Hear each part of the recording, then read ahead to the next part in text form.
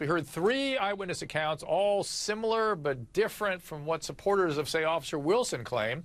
They claim Michael Brown went for his gun and that Brown then bum-rushed the officer. And, Sam, we have new information about Dorian Johnson, one of the witnesses, right, the friend?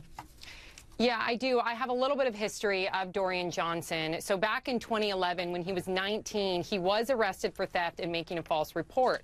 Cops say he lied about his name and age. He was one of 3 men accused of stealing a woman's backpack. Now, his attorney recently told CNN that police told Johnson he had not committed a crime, and CNN is awaiting response from the attorney regarding whether this affects his credibility as a witness. And Evie, I was just thinking about the nefarious sort of difficulty of evaluating eyewitness accounts, not to mention how the human brain works, which, Emily, I'll ask you about that. It was obviously very, very difficult. But I was just thinking about the guy that Anderson was interviewing there, who says he ran out, he saw Mike Brown bend over and heard 3 more shots.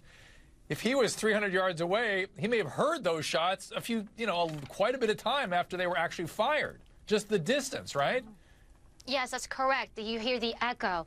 And then you may also not hear everything. So that's why this is difficult. That's why what they're doing with these interviews, I commend them for not releasing information. That's smart, because what happens is when you release information of what the different witnesses saw and heard, they taint one another.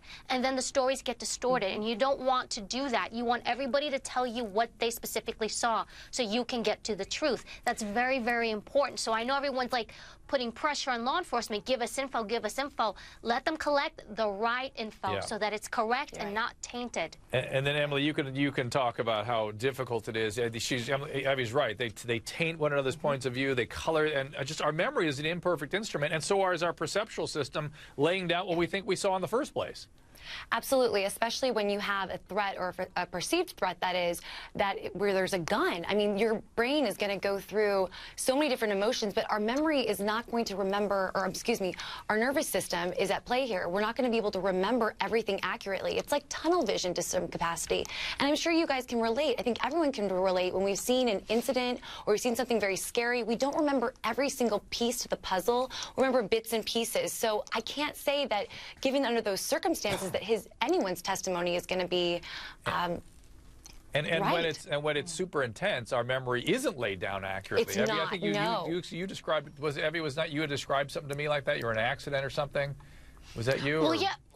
Well, you know what I wanted to say, actually, with regard to what Emily said, we would do a lot of training scenarios in law enforcement where they would put a lot of stress on us. They would have us clear houses and practice as if we were in real-life shooting situations. And then after the fact, they would ask us, okay, what did you see?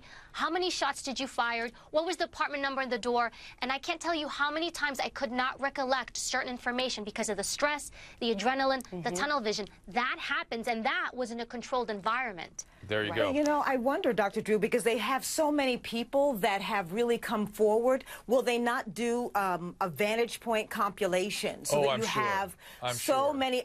I'm almost honestly encouraged by the fact that there's so many conflicting testimonies, because at least you have a lot of information to kind of go through and to pull the story together accurately.